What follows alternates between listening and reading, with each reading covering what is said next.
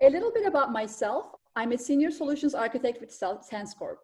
I have 17 plus years of experience building and architecting software applications and 7 plus years of experience in big data, data warehousing, building data engineering pipelines, ETL, ELT, distributed systems, cloud platforms, and DevOps in many verticals, including engineering, manufacturing, healthcare, insurance, and energy. I'm AWS, Azure, Cloudera, Spark, and PMP certified. Today, I will cover a broad spectrum of topics, starting from the ground up with what CI/CD is, including some of the key elements of success for implementing CI/CD processes tailored to data engineering and analytics teams. Then I will share some of my experience in implementing a phased approach to CI/CD adoption, which encompasses different maturity levels. For many organizations today, DevOps transformation happens simultaneously with cloud migration. So I will also cover some of the DevOps offerings in the cloud, including the top 3 cloud vendors. I will also show you a demo with Azure DevOps and Azure Databricks Notebook, just to give you an idea how a CI/CD pipeline would work in real life. And finally, I will complete the webinar with some key takeaways. As we all know, DevOps and CI/CD is nothing new. Software engineering and application development teams in large IT organizations have been practicing CI/CD for decades, having automated every aspect of the development and deployment cycle, as well as platform configuration changes.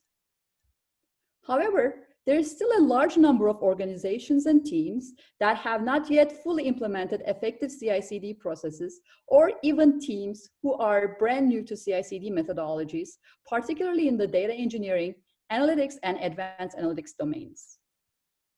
The good news is that a lot of these organizations are ready to start their CI/CD DevOps transformation journey, making automation one of the top priorities in their IT strategy roadmaps.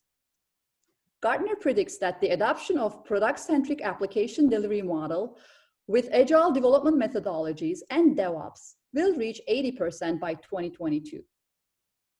In 2019, the adoption rate was around 40%. The other exciting trend is that many organizations are starting their DevOps journey simultaneously with their cloud migration efforts. Hence, the DevOps offerings in the cloud make the CI/CD transformation much easier and effective. On the other hand, Agile and CI/CD are interconnected.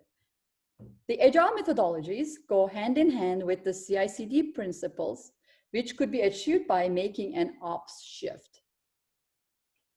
DevOps concepts, which have been around for decades, entail bringing an engineering mindset to the development lifecycle and delivery for operational efficiency. We do expect that increasing the operational efficiency and productivity will be even more critical at times like COVID-19 pandemic and its economic downturn effect. There are also more recent extensions of DevOps, which are fairly new to many organizations, albeit increasingly getting a lot of traction. DevSecOps, for example, focuses on implementing security standards in the early phases of the development cycle by automating code analysis, compliance monitoring, and threat detection, in addition to focusing on the delivery speed. DevSecOps emphasizes collaboration between development, ops, and security teams. DataOps, on the other hand, which inherits DevOps principles, is increasingly gaining momentum in the data space. A Gartner research in 2019 estimated that 60 to 85% of AI and big data projects either fail or provide lower value than expected. DataOps focuses on practices to get the most value out of data in a timely and iterative manner by enabling fail-fast approaches to building data pipelines and ensuring the quality and governance from ingestion to reporting. DataOps also focuses on democratization of data in the enterprise, enabling self-service approaches that align with DataSecOps. DataSecOps is an extension of DevSecOps, focusing on data protection, auditing, and governance requirements like PHI, GDPR, as well as continuous security in the data ops delivery pipelines. Some DevSecOps initiatives might entail using machine learning algorithms and cybersecurity practices to spot security vulnerabilities and threats, or detection of unintended sensitive data in a data lake environment with a broad access. Last but not least, Model Ops focuses on building, training, validation, scalable deployment, and monitoring of ML and AI models. The goal is to enable more AI ML models to be deployed on production in a timely manner. All these initiatives are fundamentally built upon continuous integration and continuous deployment principles. So what is CICD? CICD is automation of building, testing, deployment, and delivery of code components and platform configuration. Please note that platform configuration as code, typically in YAML or JSON format, is essential for the success of CICD for deployment and delivery of products. CICD also allows development teams to make more frequent and reliable code changes. IT organizations with a high level of maturity in CICD deliver code changes to the end users multiple times a day seamlessly using techniques like blue-green deployments and feature toggles. CICD also enforces development best practices and team collaboration. This is a very important aspect of CICD as we essentially minimize the technical debt of not following best practices. Many times in the data engineering space, data engineers are asked to write code to ingest data from a source system, apply transformations to clean, standardize, and curate the data for consumption using a combination of technologies like Python, Hive, Scala, shell scripts, and sometimes low-code tools with little or no use of source control and auditability in place. As a result, we see hard coding of environment variables and sometimes even database credentials and passwords embedded in the code, going all the way to production. As a result, not having automated practices around development and deployment causes a lot of technical debt in the long run. The use of source control with a pull request in place enables peer reviews and approvals before merging code into the shared branches where the deployment artifacts are built, minimizing the poor code practices and technical debt.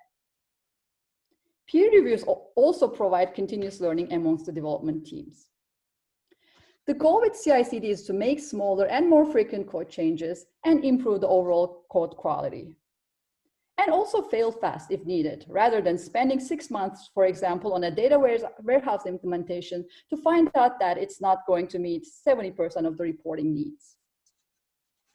Finally, CICD requires upfront investment on people, process, and tools and technologies. And it ultimately reduces the overall cost of development and technical debt in the long run. Let's look at some of the steps of the CICD. Steps to CICD look much like the agile delivery cycle. Each cycle or sprint might take a couple of hours to 2 to 3 weeks, depending on the team and the product. Typically in data engineering and data science, we work in 2-week sprints where we deliver business value in the forms of a prepared data set of reports or dashboards or machine learning or AI models. We start with planning the features that go in each sprint, defining the business value. Then we develop the features as well as unit tests, integration tests, and post-deployment data quality assertions that need to be run in an automated fashion. Then the automation kicks off to build the code by converting it into executable bundles such as jar files for Java, Python packages for Python, or some configuration file like XML, JSON for low-code SaaS tools, or even Docker images in some cases. These bundles are essentially our version artifacts. In the next step, we run the unit tests. If we have a data pipeline, we execute it with a test data set and run assertions on it. If everything is good, we release the immutable and version artifacts and publish them to our artifact or package repository. We deploy the code on all environments, starting with dev, then QA, UAT, and finally production, making sure the relevant platform configuration changes are also deployed. We run assertions, making sure the expected values or ranges are met in terms of record counts or value distributions in a final data set, for example. Finally, we assess and iterate by leveraging the operational metrics that are produced as part of the CI/CD process. The metrics could be test coverage percentage, successful merges, all pull requests in source control, build or release pipeline, or test failure rates, and many more. At the end of each cycle or sprint, we also identify what aspects of the CI/CD process worked and what did not, and add items to be worked on related to DevOps into the next sprint. This is essentially the continuous improvement element of CI/CD. As SenseCorp consultants, we recommend a phased approach to adopting CI/CD. We typically help our clients define their CI/CD adoption roadmap in the cloud. There are three key areas to look at when defining a roadmap: platform, people and processes, and development practices. In the platform space, we start with defining the resource organization in the cloud. For example, in Azure, what are our management groups? What are our subscriptions, which could be dev, QA, UAT, production, resource groups, which could be our projects, and finally, resources underneath. In AWS, this might entail organizations and organizational units. And in GCP, hierarchy of folders and projects. We help our clients with defining naming conventions as well as tagging strategies for all resources, including VMs, analytics services, storage assets, etc., with proper environment suffixes. Also defining what the environments are.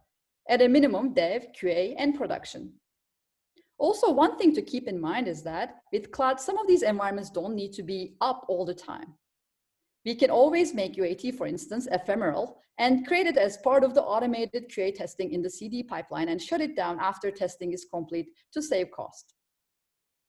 Along these lines, how do we ensure dev-prod parity, which is one of the elements of 12-factor application methodology? How can we keep all environments as similar as possible? When it comes to data engineering, for example, there are ways to implement zero-copy clone and data masking to use production data sets for testing in dev and QA environments. The other item is how we handle platform configuration. Typically, as part of the infrastructure as code practices, YAML-based configuration is stored in source control similar to application code. There are several services in the cloud space to manage infrastructure as code. Additionally, as the IT organization matures with containerization and use of Kubernetes, there is a shift toward immutable infrastructure as opposed to mutable infrastructure. With immutable infrastructure, any configuration change generates a new version of the base image, so we essentially create a brand new environment every time we update configuration. Treating environments as cattle rather than pets, we don't need to know the state of these environments when we're making configuration changes. Last but not least, how do we incorporate security practices?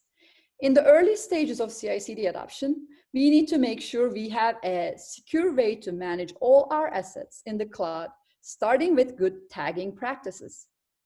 In the data and analytics space, this might entail adding security classification to each asset.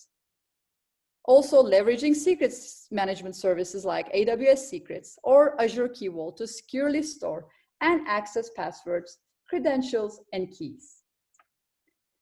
In the people processes area, on the other hand, we define business drivers and measurable success metrics early on. It's critical that CICD Roadmap encompasses ops metrics that are aligned with business outcomes. The success of CICD depends highly on top-down cultural adoption. Hence, it's extremely important to recognize and celebrate value adds of CICD and automation in every sprint. To incorporate CI/CD processes into agile methodologies, an integrated solution like Azure DevOps allows organizations to integrate Scrum Kanban board work items with source control commits, testing, build, and deploy pipelines to get insights into the whole project lifecycle. Additionally, we help our clients form DevOps teams or roles who play a key role in assessing CI/CD processes and technology stack periodically, making recommendations to developer teams. There is no one-size-fits-all when it comes to the adoption roadmap. Depending on the organization, team, and product, we help our clients define what can or should be automated and what not. In the development space, educating developers on modern modular architectures and code that enable test-driven development is also key to success with CI/CD transformation. For example, for data engineers, we introduce proven testing frameworks, PyTest for Python, JUnit for Java, or Python packages like Great Expectations that help running assertions after a data pipeline run is complete.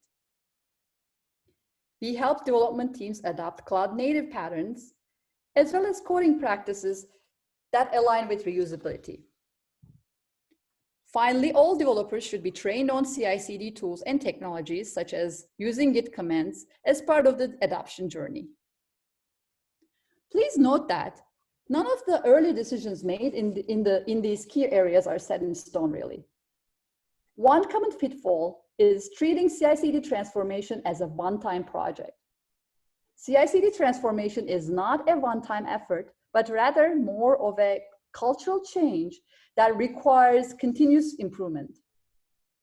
We just need to define a roadmap and milestones for maturity early on.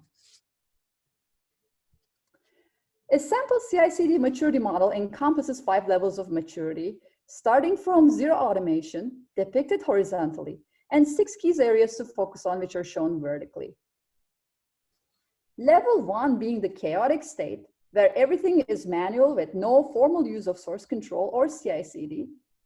Level 2 aims to introduce incorporation of source control for application code and platform configuration, as well as introduction to modular development practices that are fundamental to test-driven deployment.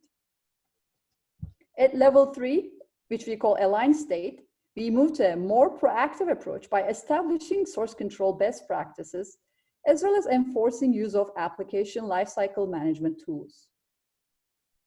We also set measurable metrics around automated testing with CI pipelines implemented to build artifacts, run unit tests, push version artifacts to an artifact repository, and deploy code to dev in full automation. In the aligned state, CI implemented on dev itself increases productivity of the developers tremendously. At level 4, which we call integrated state, we aim for a more measured and controlled CI/CD processes in place by introducing Git flow-based branching strategy, infrastructure as code, a higher level of automation around testing with at least 85% unit test coverage and 70% user acceptance test coverage. Additionally, we stand up continuous deployment pipelines to deploy production artifacts on QA and production in a controlled manner after production quality artifacts are published into production artifact repository. Finally, level 5 is the golden maturity level. This optimized level entails the highest level of confidence in the automation, empowering developers to make changes in production with a push-button approval of pull requests. The development team adopts a trunk-based branching strategy that automates build and deployment of code in all environments from development to production. At this level of automation, the team has implemented almost 100% of reliable test coverage and observability around build and deployment pipelines with automated gates, such as REST integration with ServiceNow if the organization has ServiceNow. At this level, more advanced concepts like containerization and immutable infrastructure are also considered. The fact is that there are not many organizations or teams in this state today. The adoption at this level is even more rare for data engineering and analytics teams. Please note that even when the optimized level of maturity is reached, the opportunities to improve still continue. Let's dive deeper into the specifics of each level in the CI/CD maturity model. Level 1, where there is no automation, we typically deal with a lot of error-prone and inconsistent processes. Unfortunately, we still see a lot of analytics, data engineering, and data science teams at this level. There's usually a Git-based source control, but it's not used consistently and effectively. Developers only check some revisions of some code components into a single branch, which is typically master, and we still see hard-coded environment variables, little modularity, and reusability. Code is still stored in personal laptops or shared directories, and there's little or no traceability of changes, which ultimately causes issues on production. There is also limited use of application lifecycle management tools, and development tasks are usually tracked in Excel sheets. Our first approach to addressing the obvious issues and inefficiencies at level 1 is setting best practices around source control, defining a consistent structure in the branches with naming conventions. We start training developers on development best practices and test-driven development. At this level, a strictly controlled Git flow-based branching strategy with feature branches, restricted develop and master branches are used by developers. The use of hotfix branches is minimized to address immediate changes in production. Developers develop code in their local environment or a sandbox that is synchronized with their feature branch. When they're comfortable with their changes, in their feature branch, they open a pull request for peer reviews and approvals to merge their changes into the develop branch. For each pull request, there should be a minimum of 2 reviewers. Also, developers should merge their feature branch into the develop branch at least once a day to avoid merge conflicts. When the code is merged into the develop branch, dev artifacts are built and deployed on a dev environment, which is shared by multiple developers. After several iterations and IT testing on dev, production quality code is merged into the master branch via pull requests and approvals. At this early stage of CI/CD adoption, it's a good idea to introduce the development team to static code analysis tools like Sonar Cloud. Sonar Cloud is a free service for static code analysis, code quality, security vulnerability, and bug detection, and it supports 20+ programming languages. Sonar Cloud analysis can be embedded into the CI pipelines as a step in the later phases of the CI/CD adoption.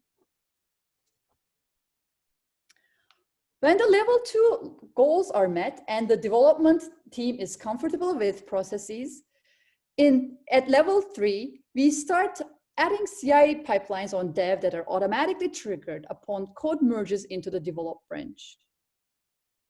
Build and deployment pipelines are written as code, typically in YAML with idempotent steps. Also, immutable version dev artifacts are stored in a dev artifact repository, and we start tracking operational metrics via CI dashboards. Level 3 is usually a brief phase. Level 3 is followed by level 4, which is integrated state, where we add full automation with manual approvals for deployment on QA and production. It's a controlled process, separating dev and production artifacts. Dev CI/CD pipeline works similar to the one in level 3, but we also add pipelines to build production artifacts with production versioning, which is typically different from development versioning, and deploy code into QA upon successful execution of user acceptance tests and manual automated gates and approvals. In this phase, we try to integrate continuous delivery pipelines with organizations' existing production control and release management processes. Once the success criteria for level 4 are met, we finally mature into level 5 with fully automated CI/CD processes in place, empowering developers to make code changes in production regularly. We achieve build once, build everywhere approach with closer to 100% test coverage, and reliable quality measures and assertions implemented in the CD pipelines. At this maturity level, teams adopt a feature branch, which is also known as trunk-based workflow, in source control repository, with a single artifact repository for all version artifacts that are deployed on all environments from dev to production. Last but not least, we add more automation around gates and approvals with advanced monitoring and alerting in place. Let's shift gears now and take a look at some of the DevOps service landscape in the cloud. Starting with AWS, Code Commit is a managed Git service for source control. Code Build is a service to build YAML-based CI pipelines to programmatically validate templates, and it can scale elastically as we add more pipelines. Code Deploy is a fully managed serverless deployment as a service offering that automates application deployment on AWS compute services, including EC2, Lambda, and as well as on-prem servers. It's free within AWS, and it can be used on premises for a fairly low cost of 2 cents per run. AWS Code Pipeline is a pay-as-you-go offering to orchestrate the whole CI/CD pipeline with Code Commit, Code Build, and Code Deploy services, leveraging a number of pre-built plugins and integration with other AWS services. CloudFormation covers the platform configuration and infrastructure as code space. It's an AWS service to store and update platform configuration in YAML or JSON format. CloudFormation provides a way to use sample templates or create your own templates to describe AWS resources, as well as dependencies and runtime parameters. AWS Secrets Manager, on the other hand, provides a secure way to store and retrieve database credentials, API keys, and it integrates with all other AWS services as well. Please note that AWS Marketplace also offers popular CI/CD tool alternatives. These alternatives include Jenkins, GitLab, TeamCity, Travis, CircleCI, and many others. Let's look at the Azure stack now for CI/CD.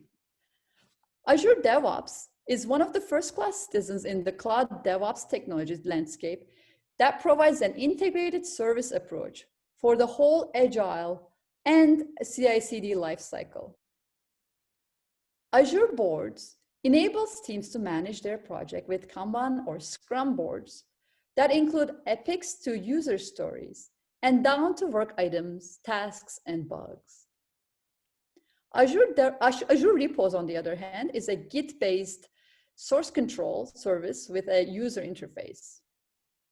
Azure Repos seamlessly integrates with a lot of other Azure developer tools, such as Azure Data Factory and Azure Databricks in the analytics space. It provides unlimited private Git repos with a basic plan, which is free for 5 users and $6 per user per month. Azure Test Plans, on the other hand, allows teams to create manual and automated test plans and tests with multiple steps. It has a $52 per user cost, unlike the other Azure DevOps services, which are typically free. Azure Pipelines is a service to create CI and release pipelines using UI or YAML, and includes a wide variety of out-of-the-box tasks for integration. You can use Microsoft hosted or self-hosted agents as needed for your build service with Azure Pipelines. Azure Artifacts is a package management repository similar to JFrog Artifactory to store version artifacts and share these with internal and external teams. ARM, or Azure Resource Manager, is the infrastructure as code service to store and deploy platform configurations similar to AWS CloudFormation. And Azure Key Vault finally provides a secure way to store secrets and retrieve them programmatically using CLI, REST, Python SDK, and other options. Azure Key Vault also supports automatic password rotation. Similar to AWS, Azure Marketplace also offers popular CI/CD tool alternatives as well. Last but not least, Google Cloud Platform provides a source control as a service utility with cloud source repositories similar to AWS and Azure. Cloud Build is for creating build pipelines. Artifact Registry, which is still in beta, it's for storing artifacts. And there's also a deployment as a service offering called Deployment Manager. Google Cloud Platform promotes the use of Terraform, which is an open source tool as the infrastructure as code service. Terraform spans multiple cloud service providers, including AWS and Azure. GCP also has a secrets manager service, just like AWS and Azure.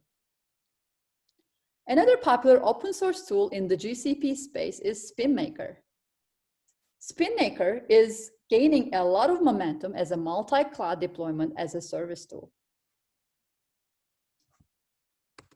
Next, let's look at a quick demo of a sample CI/CD pipeline created for an Azure Databricks Python notebook.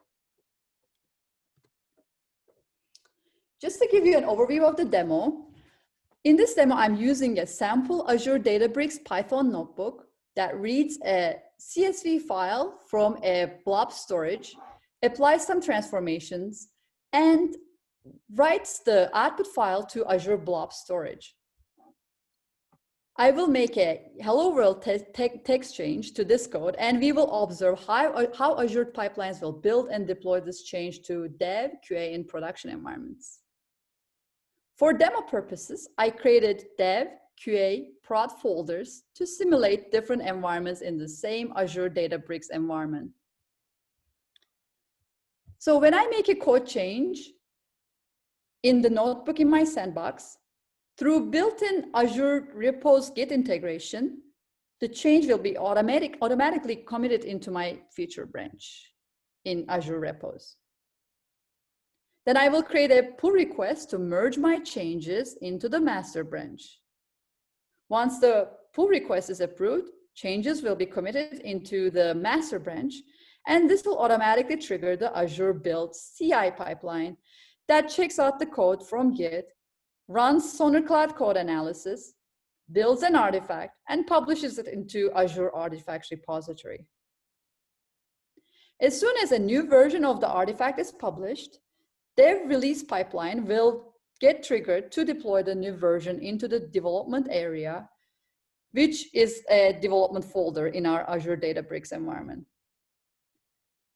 The release pipeline deploys a new artifact, starts the Azure Databricks cluster, and runs the code.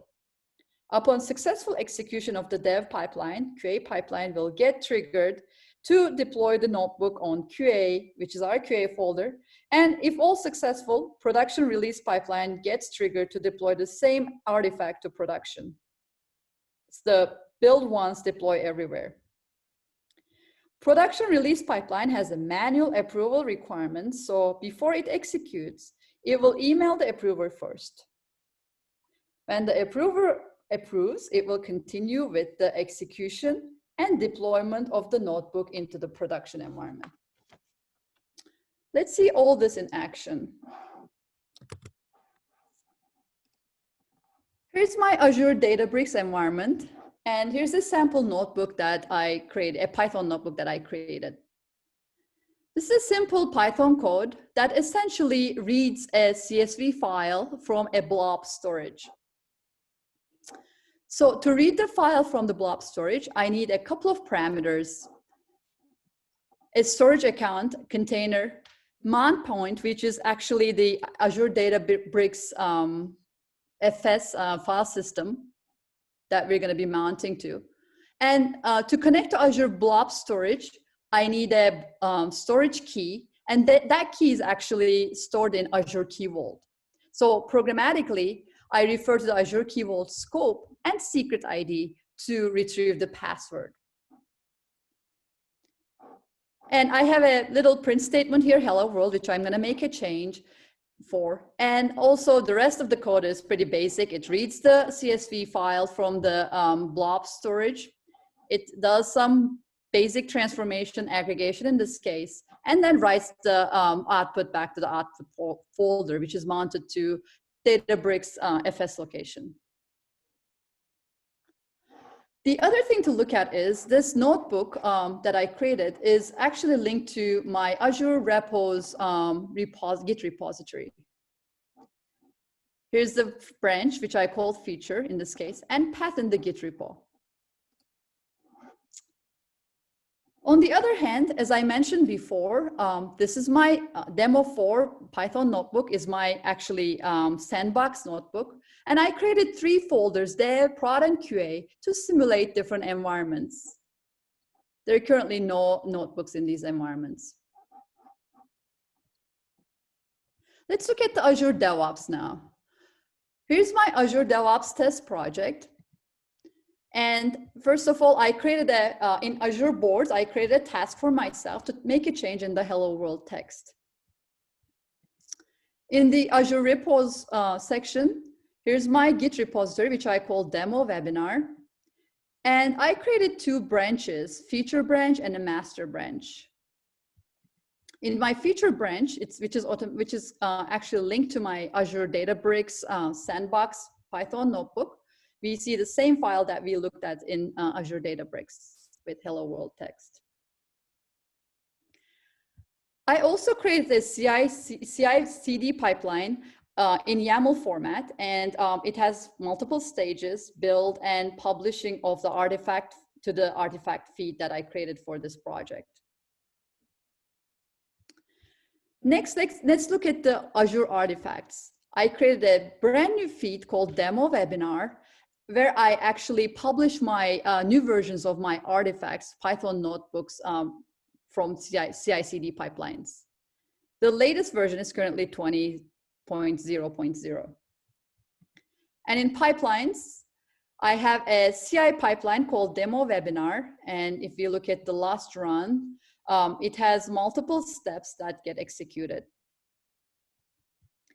And on the releases side of pipelines, I have a release pipeline that essentially grabs the artifact from the artifact feed and it deploys it to dev, QA, and production environments.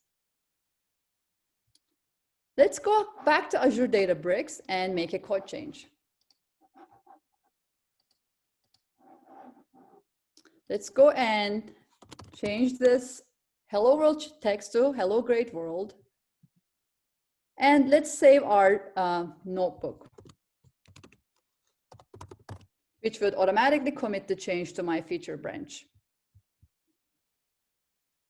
And just to save time, I'm going to go ahead and start my cluster, even though this is a part of my CD pipeline, since it takes a couple of minutes. It's good to start it now to save some time.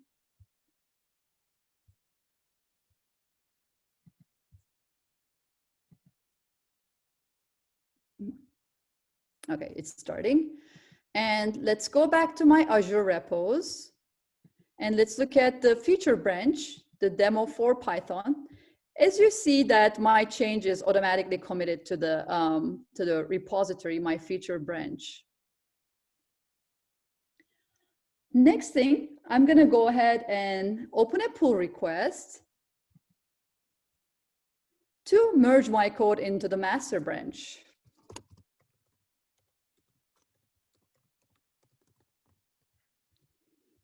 I'm going to assign reviewers, which is myself, and I'm going to link to my work item that I created in Azure boards.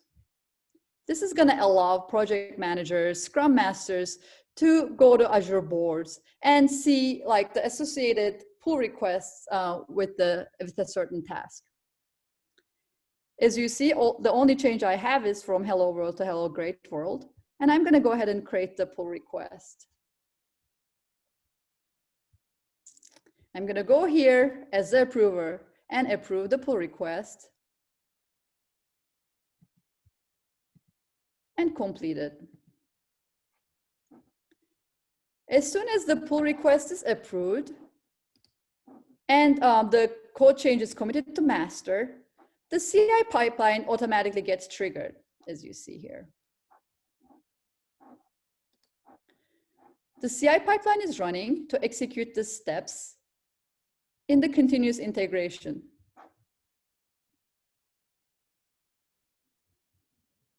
This will take a couple of minutes as we see all the steps getting executed.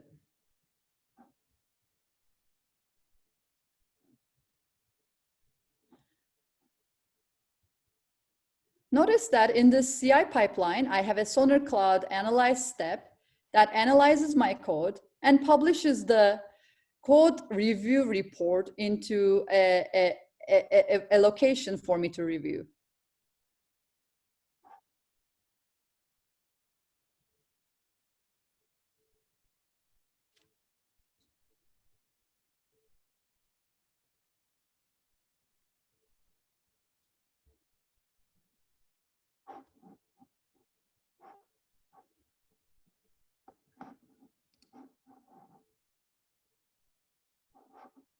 If we go to this URL, I should be able to see the results of my code review. Here is our code. And here's the overview of the review.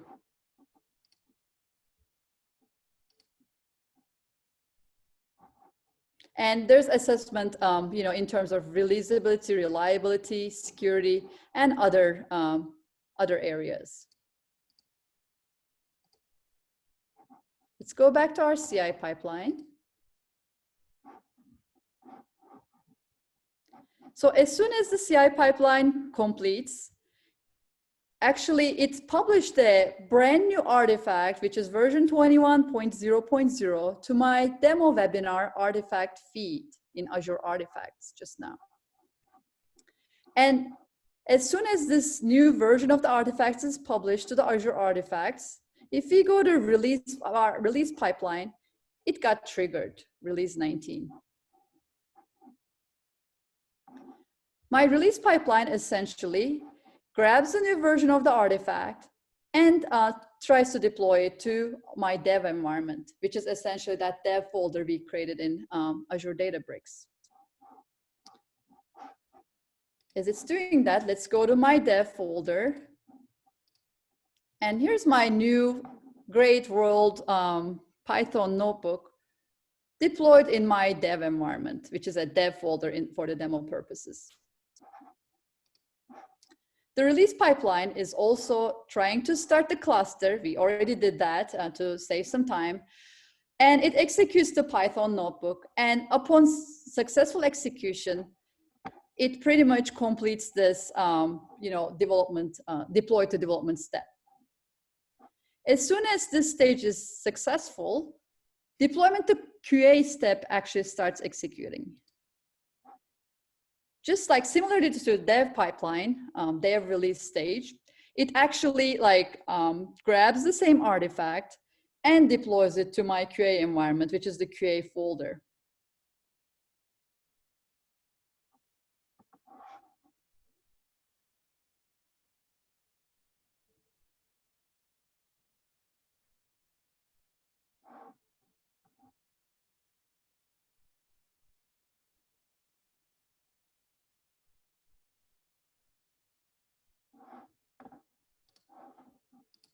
As soon as the artifact is deployed on QA, I will see the same notebook, in the QA environment. Here it is.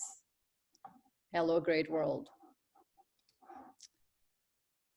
And upon completion of the QA stage, it's running the notebook. The next thing that's going to happen is the pipeline is going to stop waiting for a manual approval from the approver to continue with the production stage. At this point, it emails the approver, and he or she can go and approve the deployment or reject it. Whenever I do that and it looks good, I can put a comment and approve the deployment on production. And it's gonna work similarly, copying the Python notebook to the production location. All right, let's go back to our slides. We covered a broad spectrum of topics today. As we're approaching the end of the webinar, I'd like to leave you with some key takeaways. First of all, CICD is a lean approach to improve operational efficiency of delivering IT products. CICD helps data engineering teams to follow software engineering best practices and increase quality of data processing pipelines and curated data sets. Implementing CICD is not a one-time effort. Defining a roadmap and taking a phased approach helps with the transformation.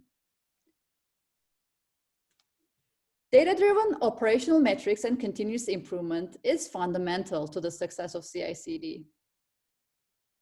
And finally, migration to the cloud and modern CICD platforms facilitate the CICD adoption. Thank you for attending this webinar. As SenseCorp consultants, we look forward to helping you with your CICD adoption journey. We hope you enjoyed this webinar. I'll turn it over to Kelly now.